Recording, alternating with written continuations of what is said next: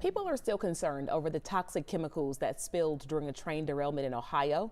That concern extends to an 11 Alive viewer who wants to know what is on trains traveling through Metro Atlanta. So our Jerry Carnes is verifying for us today.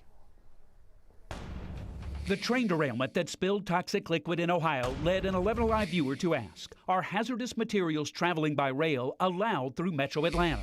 So let's verify if there are any laws or regulations prohibiting trains from moving dangerous chemicals through heavily populated areas.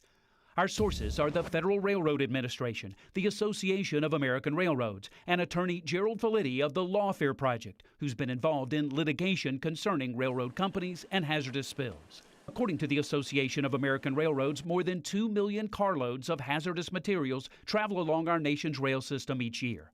Federal law states that rail carriers use routes that pose the least overall safety and security risk when transporting hazardous materials. Rail carriers are required to route their trains in a way that minimizes the possibility of problems. And that risk assessment takes into account, for example, the size of the population center, the type of material that's being transported, the ability to respond by local or federal authorities if there is an issue. The Federal Railroad Administration oversees the process and can recommend a rail carrier change its route depending on the risk. But Felitti points out there's nothing in the law that prohibits hazardous chemicals moving through major cities.